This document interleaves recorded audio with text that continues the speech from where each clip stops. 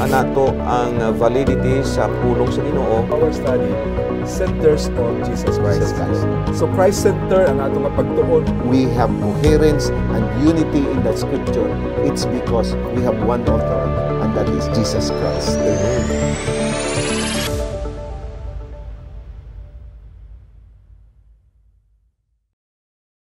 Sa makausab atong daigon ang Ginoo mga higala sa inyong padayon nga pagpagikaoban kanato dinhi sa pulong sa kinabuhi segment nga sa diin magahimo na sad kita o sana sad takna nga makikaoban kami kaninyo og mag-diskutir sa mga importante kaayo nga mga punto nga mao ang sentro sa atong discussion karon may tungod sa balaang kasulatan.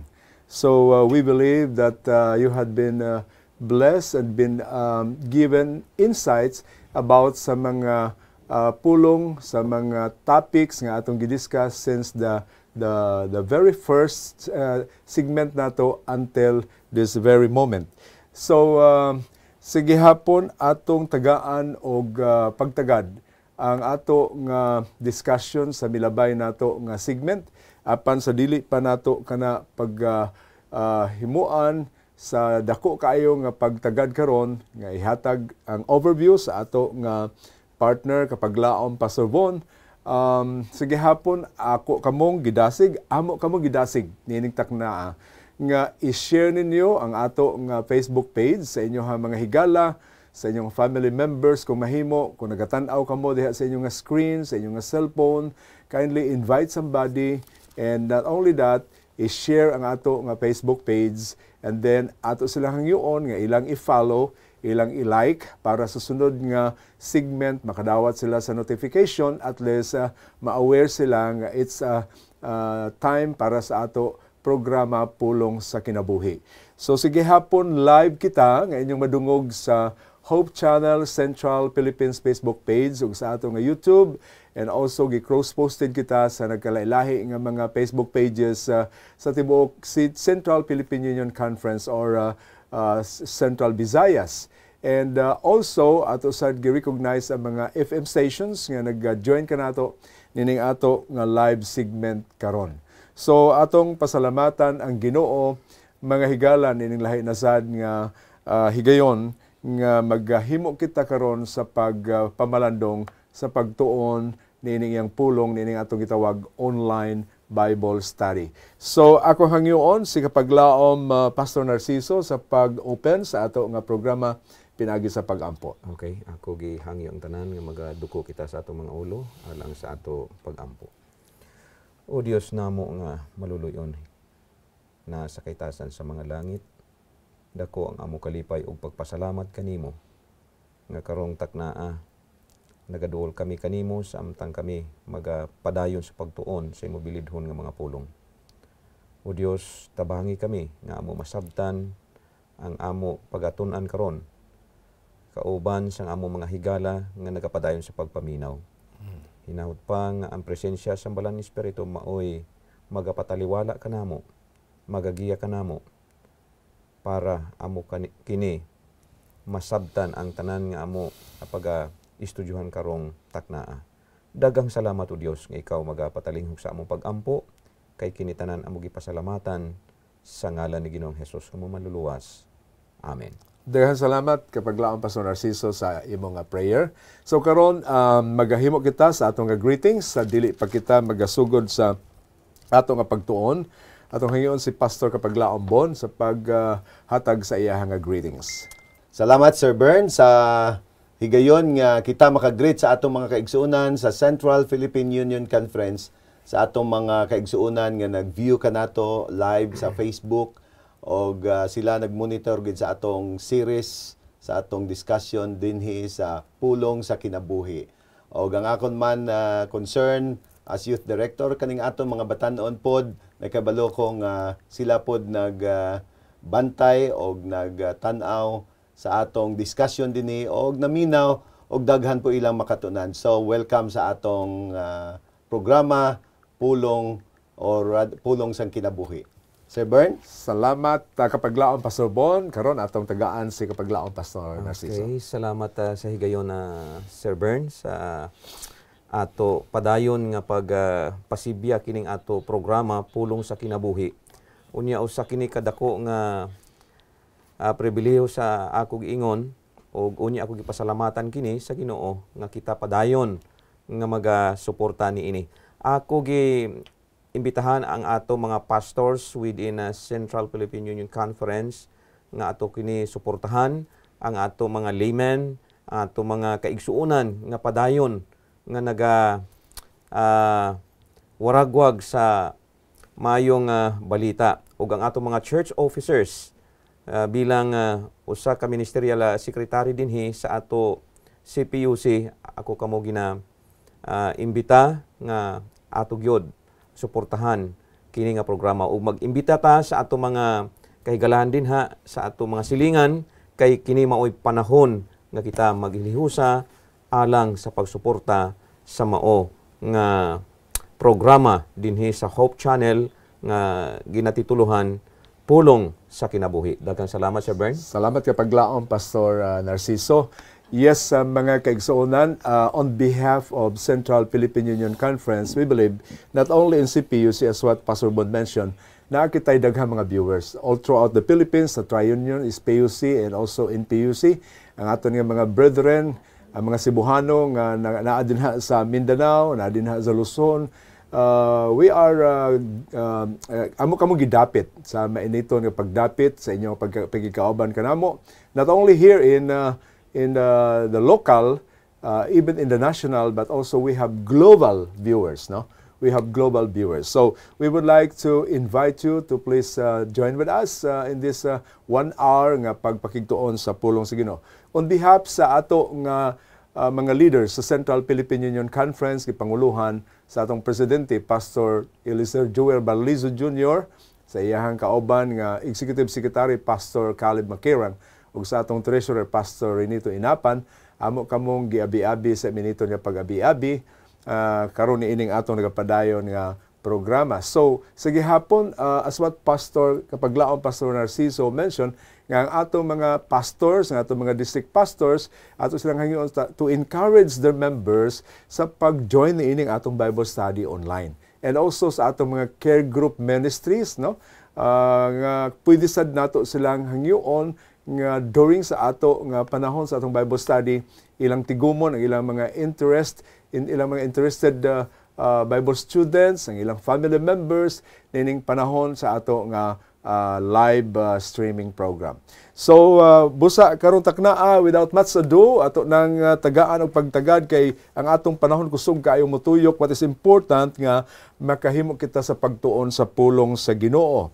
Now, karong taknaa, mga higala, ang atong sentro sa pagtuon before Pastor Bon will give the overview again. It's a continuation sa atong gihisgutan sa milabay nga pagtuon nato ang may tungod sa evil sin and its consequences. But this very moment, ang ato nga focus is all about the fall of man. Ang pagkahulog sa tao. This is very interesting drama, Pastor, di ba, no? It's a drama. Kung imong tan-awon, kung mahimuan pa ni film, mga higala, pagkanindot kayo ni siya nga pelikula. So, the fall of man. So, karon, meaning to say, kay nahulog na ang tao, Pastor, nakasala na ang tao. So, it is directly ba nga ang tanan nga niya sa kalibutan, even ang kalibutan, nakasala sab. So, mauna igsoon ang atong tan-awon kung unsay kahimtang sa tao after siya nga nakasala ug unsay kahimtang sa kalibutan after siya nga nahulog sa sala. So, atong ihatag kay kapaglaom Pastor Bon ang panahon. Thank you kapaglaom Sir Bern. Niining oportunidad nga gihatag kanato to share thoughts in regards with the nature of sin and the fall of man. Kahapon, mga kaigsuunan, ato na-discuss kung paano ang langit ngadto sa trono sa Ginoo, ngadto sa langit, o ang mga manununda ngadto sa langit, they fall into the trap of Lucifer, o kining pagkasala o pagkalaglag ni Lucifer, iyagi naninguha siya, mga kaigsuunan, nga niining pagka-fall and rebellion sa langit mo extend niini sa duta, and he fall down on the earth, and iyang gituyo mga kaigsuonan nga ang the first parents nato, ang una gyud nato nga ginikanan, iyang tintalon nga mao si Adan og si Eva. Well, we know the story about Adam and Eve, how Eve and Adam fell into sin, but I would like to discuss again to give you a view of what had happened in the past when we still have the first parents about Adam and Eve. Now, kung inyong susihon mga kaigsuonan, si Adan maugyod ang amahan nato tanan. Og siya mao ang target nga gituyo ni Lucifer nga tintalon apan siguro dili siya makadiretso sa kay Adan apan gipamaagi niya nga ang weakness ni Adan nga maong iyang asawa nga si Ibang siguro perting gwapa, siguro Sir Ben ang pinakagwapa siguro nga babae nga nag-exist sa kalibutan si Iba. Kay she was made directly from the hand of God. So that's why she was loved by Adam.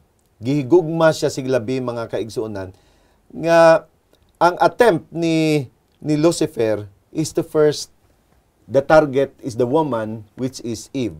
Ato makita nga kung paano si Lucifer gihimo niya ang first parents nato og ang Ginoo nagpakita sa iyang tawag ana balaod nga kining balaod sa una nga panahon wa pa nagihatag sa Ginoo ang balaod nga tawag nato Ten Commandments. But the principle of Ten Commandments is founded in a principle of love. Ato nabasa kahapon nga niingon nga ang Dios mao gugma og ang pagtuman sa balaod mao ang balaod sa gugma. And that's why kung imong susihon ang una nga balaod nga gihatag sa Ginoo ngadto sa Garden sa Eden, mabasa nato sa Genesis kapitulo 2 bersikulo 16 ug 17. Nagingon, and the Lord commanded the man, saying, of every tree of the garden you may freely eat, but of the tree of knowledge of good and evil you shall not eat. For in the day that you eat of it, you shall surely die. Niing balaod mga kaigsonan, mauning balaod of boundary. Nga ang mga tao o si Ada o si Iba makakaon sa tanan nga klase og pagkaon og prutas ngadto, but something the Lord God spared. Og niining gispare niya mao ni ang prutas sa pag-ila sa maayo og kalaot nga it's a boundary nga mao ini kini ang pwesto sa Ginoo, mao kining nagrepresentar sa otoridad sa Ginoo, mao kini ang nagarepresentar sa trono sa Ginoo nga dili ang mga tao dapat mo-cross niya ng boundary because it is preserved to man. And when the first parents violated that, they violated the first sin, which is ang unang sala nila, it's they violated the command. Second, it is sa pagpakita sang ilang dili pagtuo o pagsalig sa Ginoo. Ikatulo, this is a sign of their rebellion to God because God is the owner of everything. And that's why Satan is very cunning. Kanang maayo gid mangita sang pamaagi ba? O maayo mangita sang kanang nindot kaayo nga pamaagi nga matrap kaniya. Og niingon pa diri sa 2 Corinthians 11:14 nga bisad si Lucifer, no? No wonder for Satan, si Satanas og si Lucifer, no? Himself can transform himself into an angel of light. He could transform nga mura siya manununda sa kapawa.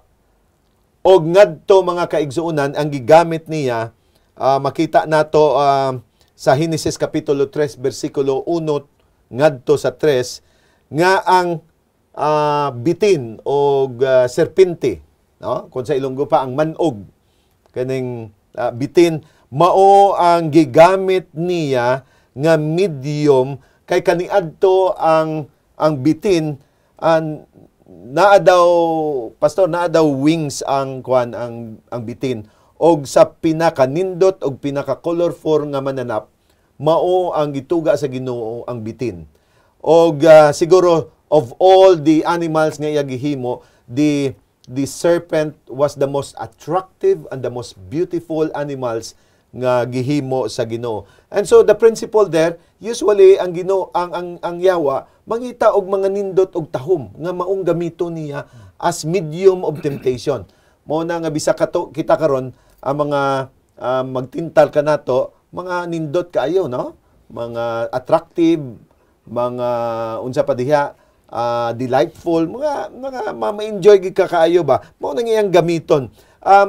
The serpent is not evil itself.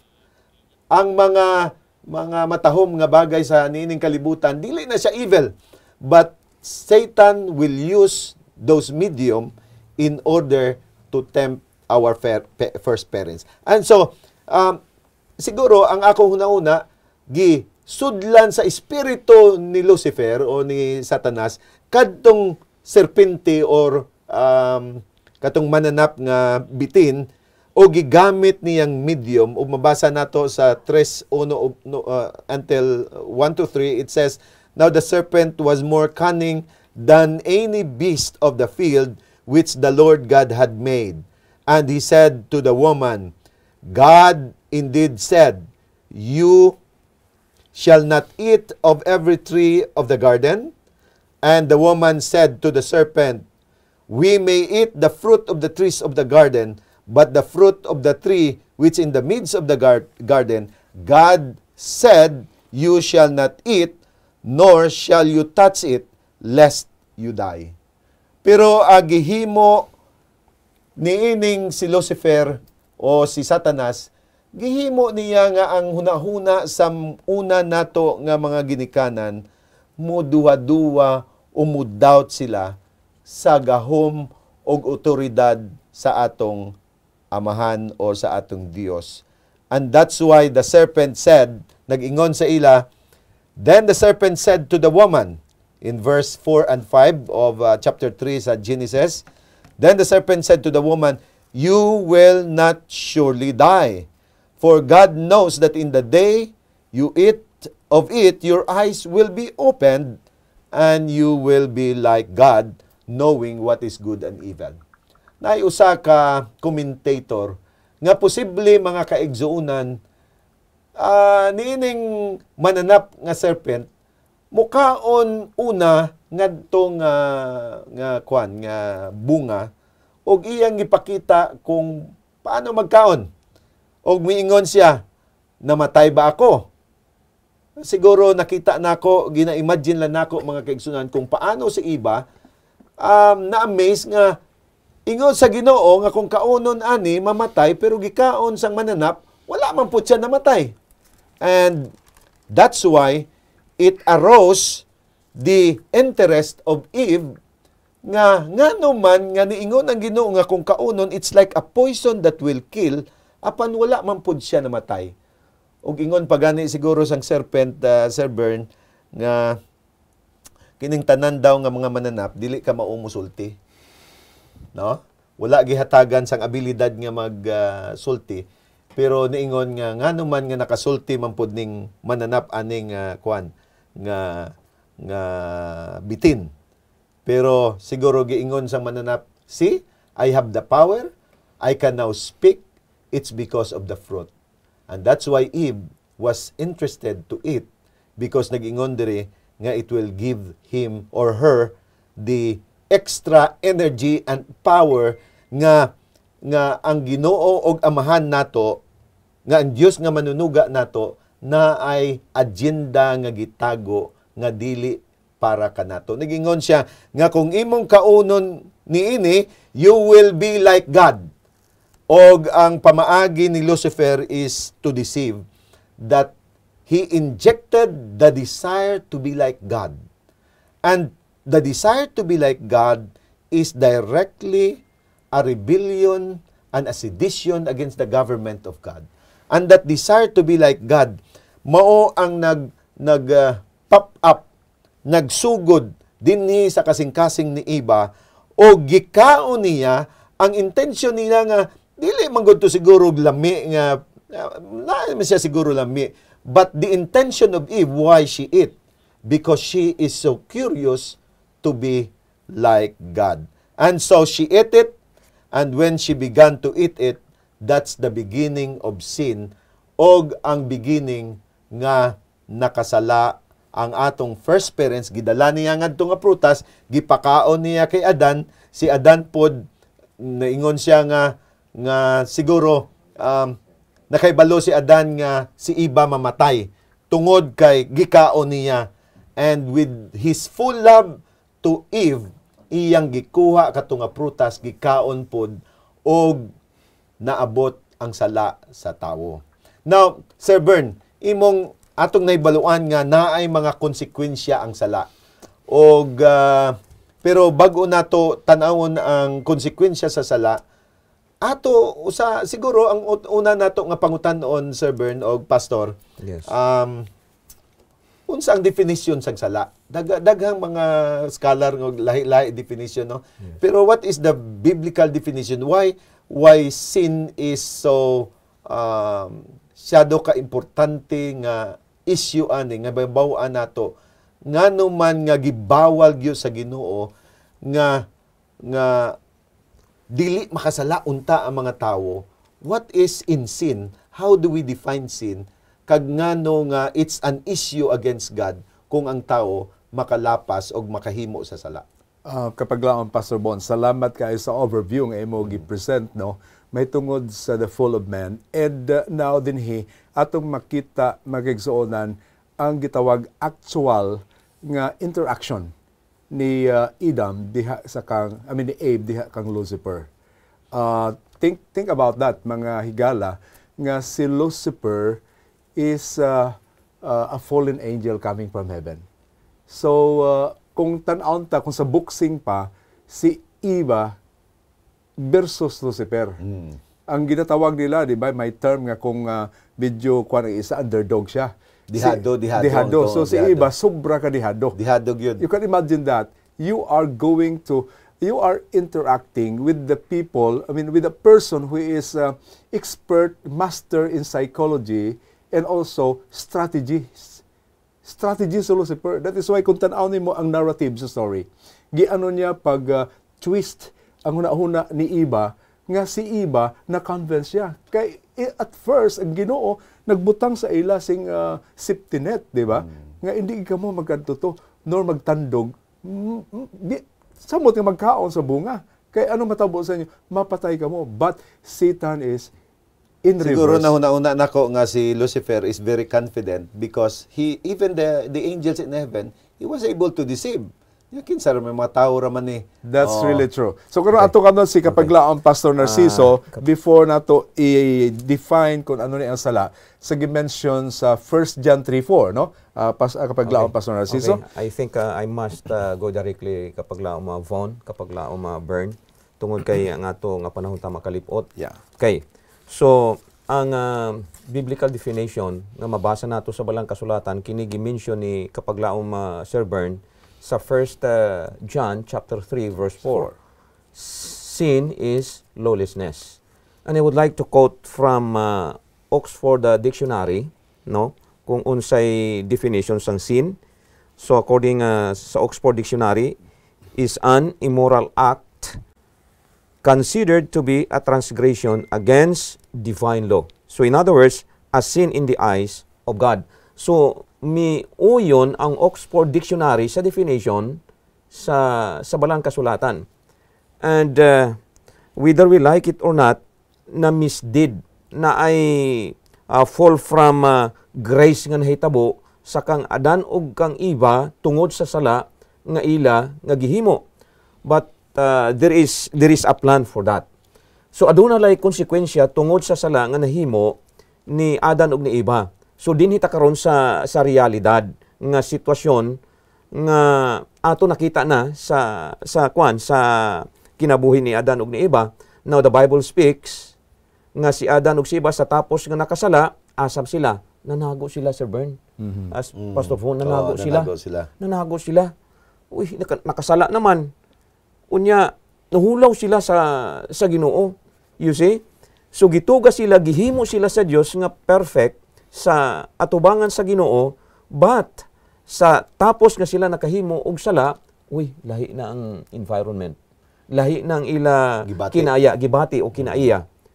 Sumaunay ang resulta ni Pastor Von kapag laom Master Bern nga kung ang tao o mga tao makahimo og sala, murag lahi na ang direksyon sa kinabuhi. Yeah, kapag laom Pastor Narciso. Yes.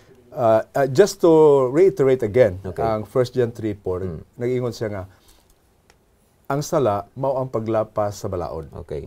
So ang question na ba'y balaod during the time, sa time ni Adam kag ni Abe? May balaod na ba? Kay ang hunahuna nato ang balaod na focus sa 10 commandments, di ba? Okay. Yes, ang balaod ingon nga dili gyud mo makaon. And that is a command sa ilaha. Okay. Karon sa diha nga nagkaon sila, unsay natabo, nakasala sila. Okay. Directly nakasala. Kini di ang tawo nga nakasala, ang imong konsensya o ang imuhang gesture, ang imuhang unsay ma-change. Moto ang balik ta sa imong giingon nga pagka kaon nila nakasala sila, nanago sila. It is a recognition sa bangan sa Ginoo nakasala sila. Okay. So karon ang question din kay nakasala man sila, unsa may nahitabo? Unsay nahitabo sa ilahang paglapas sa tubangan sa Ginoo? Pastor Kanindo to kaganina sa point ni Pastor. I would like to just to expand that later.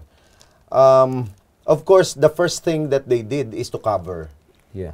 Cover and substitute sa ilang nakedness kay ang kaniadto ang nag-shield sa ilang silbi sa ilang sanina is the glory of God. Pero katong nawala ang glory, pagkasala nila, kalit lang kawala. And they found out themselves as naked. Ang una di ay nga result sa Sir Bern sang sala is kaulaw. Yes. Shame. Ang dako nga isyu sang kaulaw, shame is really an issue of the scripture. Kay ang una nga principle nga nakita nako, if you keep yourself nga align sa Ginoo, sa prinsipyo sa Ginoo, na ay dungog ani honor. Okay. Pero the first thing nga nag-result Sir Bern nga resulta sa ilang sala is gikaulaw ang ilang kaugalingon.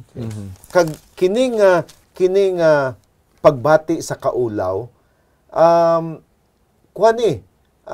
kinsa man sa atong nga dili magtago kung maulaw ta, no? Nakahimo ta og mga dautan nga butang, manago ta, dili nato ipakita, sikrito nato.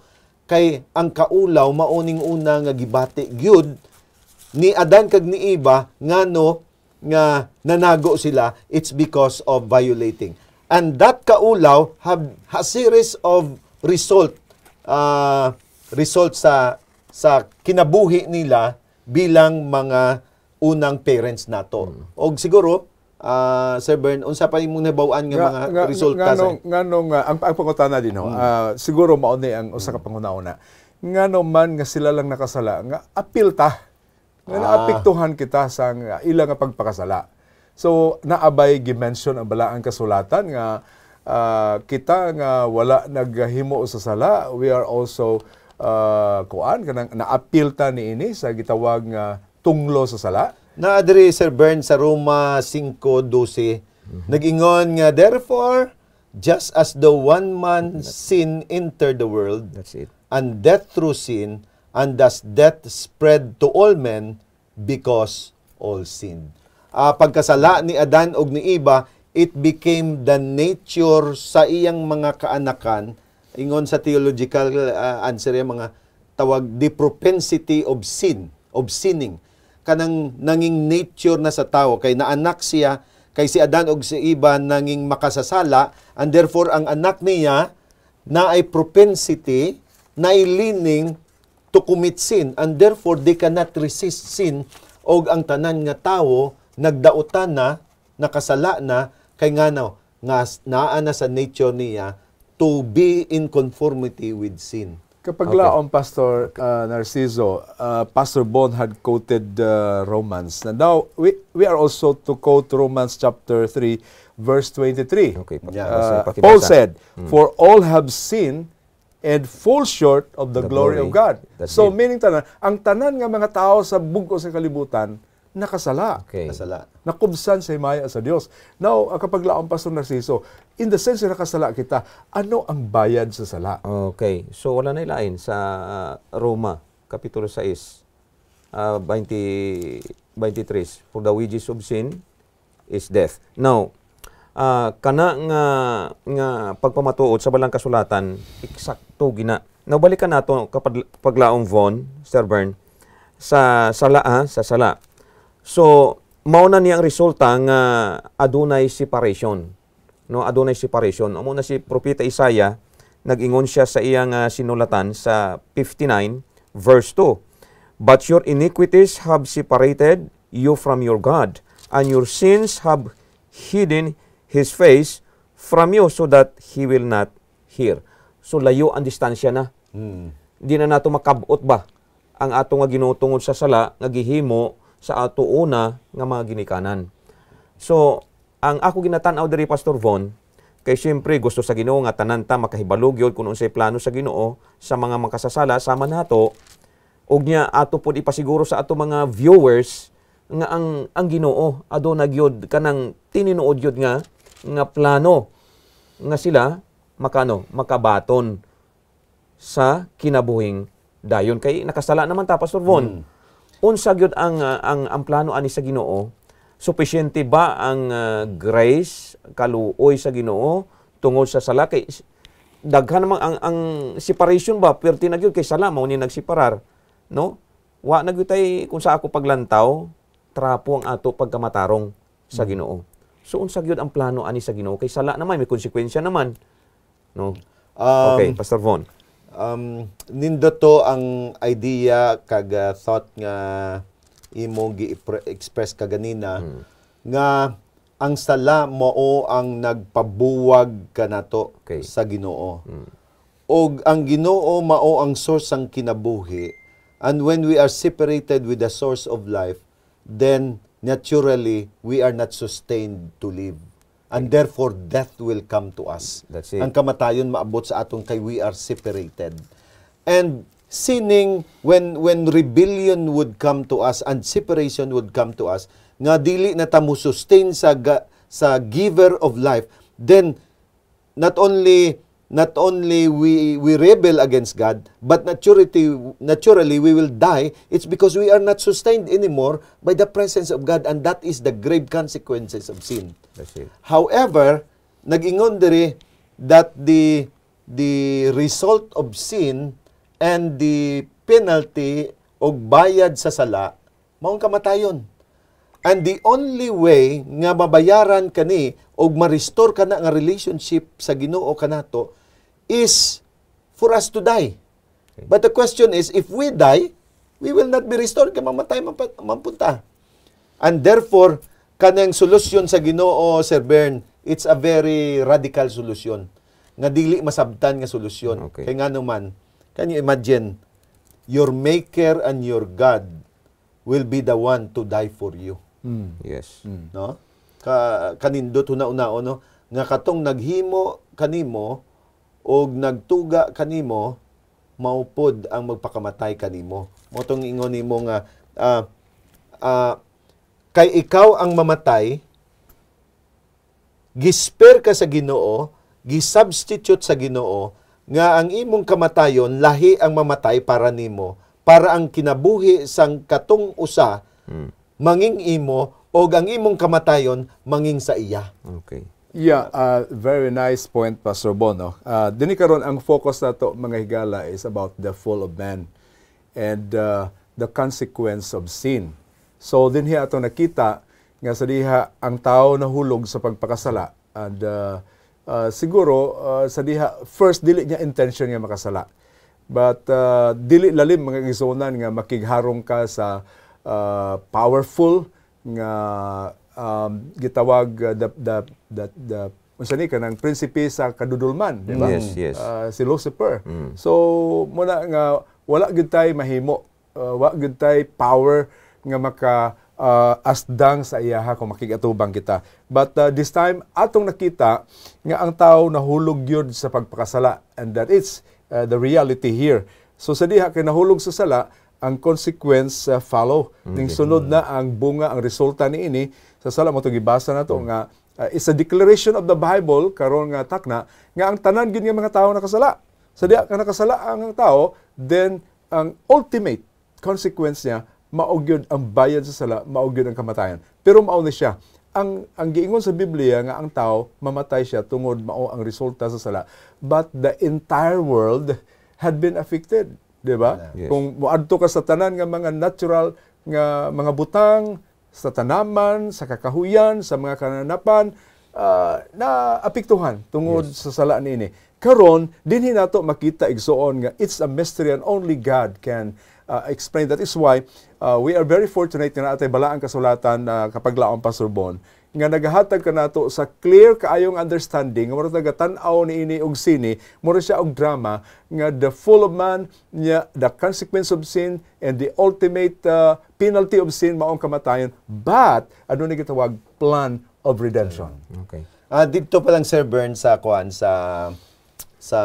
Garden sa Eden, na feel na nilang consequence sa sin. The first siguro nga makita nato is the consequence of being shameful. Ikasliwa, the consequence of separation from God. Kay kaniadto magbisita ang Ginoo, makita man nila, tawag na theophanies nga face to face makita nila. But that was the first time nga nag-withdraw ang Ginoo, kugwa na magpakita nila. And second is the responsibility of the husband to the wife, nga mo pasingot na siya magpakaon. Kaniadto mangita lang sila og pagkaon, libre kayo, wala. Karon matanom na sila.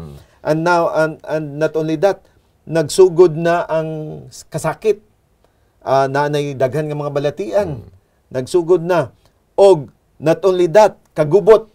Og nakita ni Adan og ni Eva ang the first death sa ilang anak nga si Abel nga naabot ang kamatayon. Og ultimately, ang resulta sa sala is actually the death which totally would separate us not only to God but to our existence ni ining universo. Okay, aduna ko'y dugang pa Pastor Von, Sir Bern, kay napatay time nga nabilin, no? Kay nakasala namang gyud ang mga tawo sama nato.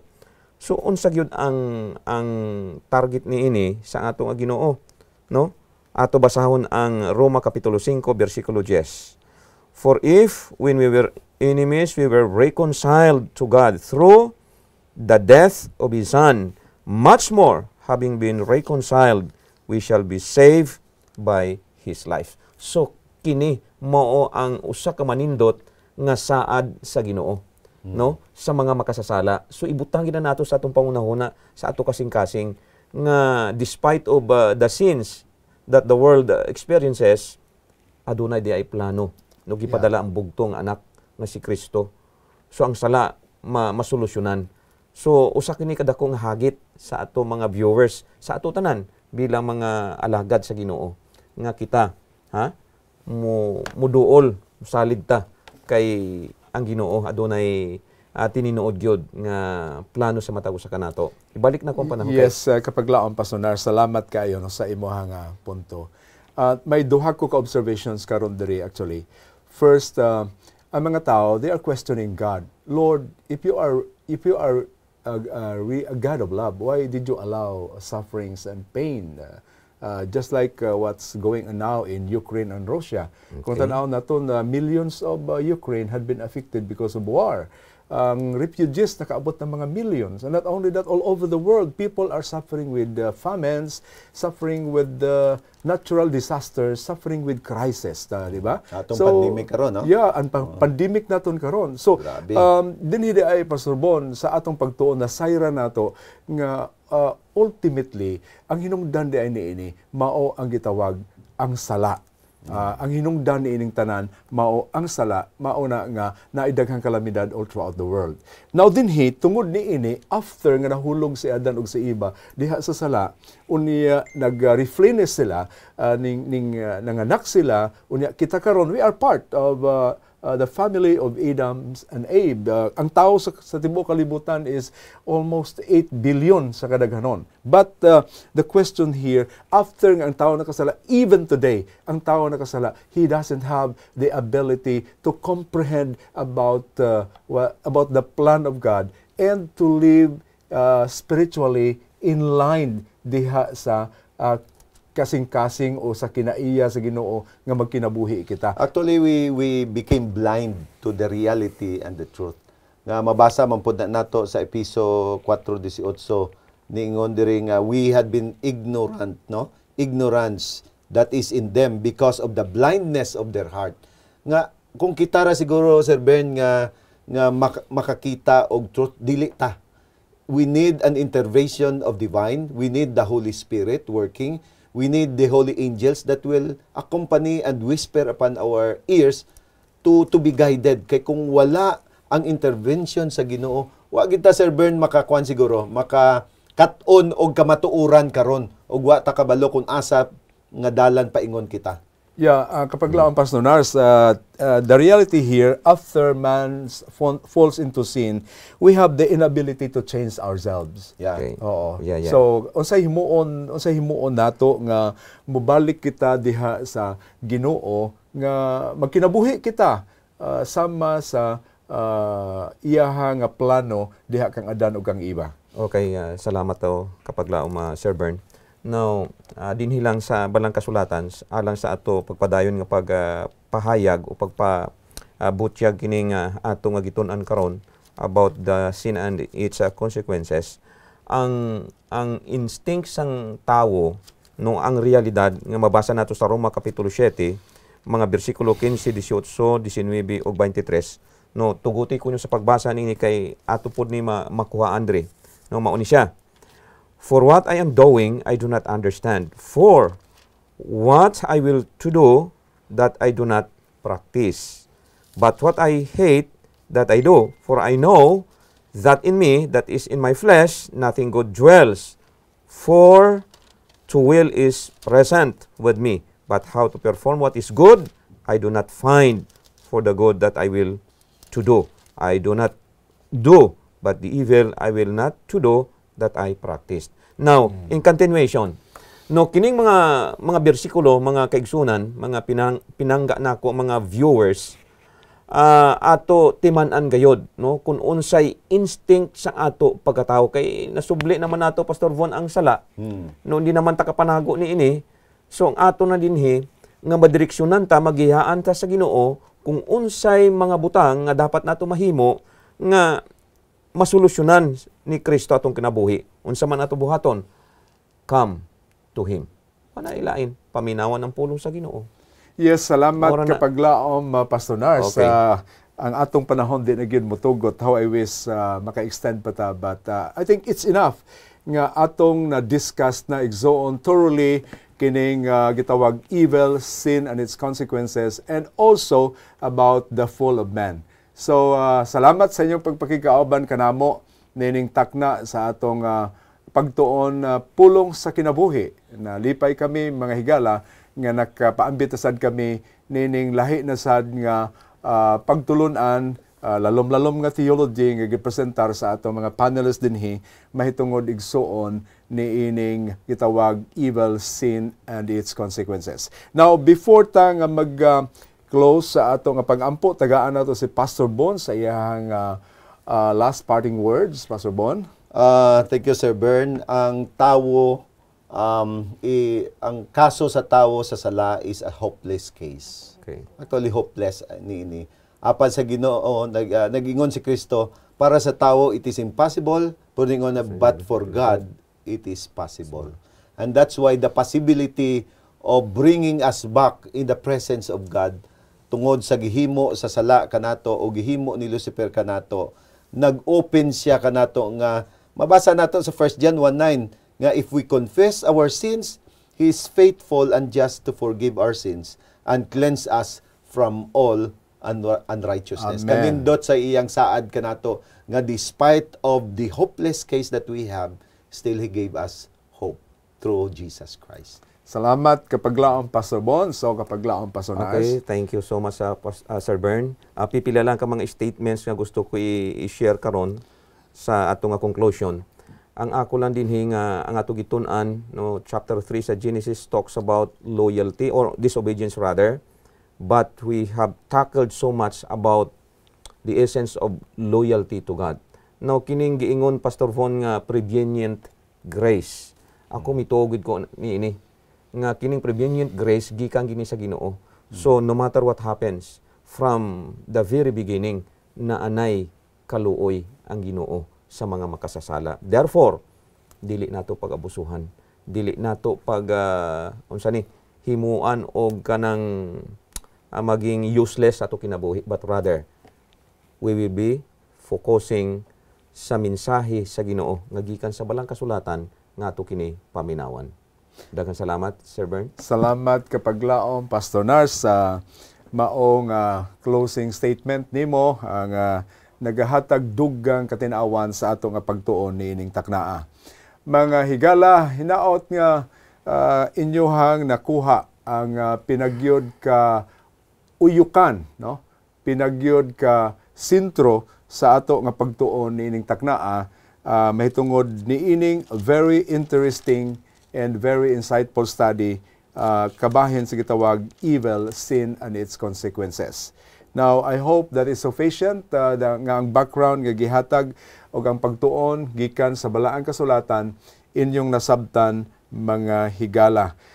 Busa, dinhi sa atong pagtuon, ang Ginoo gayod mao ang naga-direct na ining tanan. Although He gives freedom to Adam and Abe, especially to Abe, to make decisions sa pagduyog sa tentasyon nga gisulti sa yawa diha kaniya. Apan I know God will actually make a divine intervention. So karong taknaa mga higala sa dili pa nako hangyoon si Pastor Bon sa paghatag sa maong prayer sa atong closing. Ang atong pagatun-an sunod nga semana another very interesting. In the sense nga ang tao nahulog naman sa sala. In the sense nga ang kalibutan apektuhan sa sala. And very visible kung unsa nahitabo karon sa atong palibot. And no one is exempted with this crisis, calamities around us, war, earthquake, and everything. Igsoon. Nagkinahanglan gayod kita o gitawag divine intervention. So, dinhi sa atong pagtuon, atong makita unsay mahimo sa Ginoo aning tanan. Unsay himuon sa Ginoo niining kahimtang nato karon. Igsoon, siguro ang inyong pangutana, unsa may divine intervention sa Ginoo, mo padala ba sa UFO?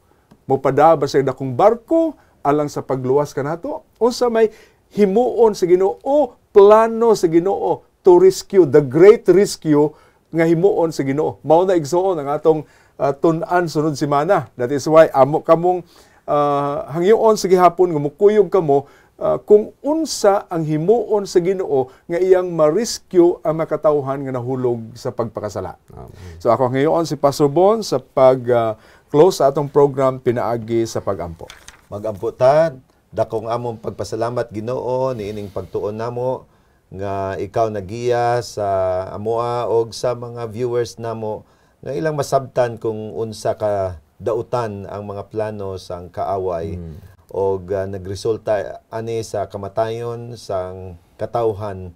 Apan Ginoo, dili mao kini ang katapusan, na ikaw plano og saad kanamo nga ang mutuo kanimo pinaagi sa anak nimo nga si Kristo nga namatay sa cross, na ay kaluwasan sa tanan nga mga katawhan nga naidalom sa sala.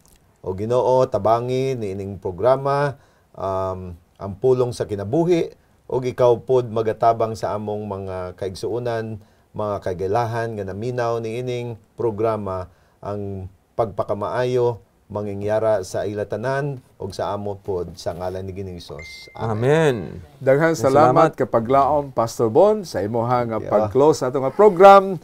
Mag-uban na usab kita sa sunod nga panahon niining atong pagtuon pulong sa kinabuhi.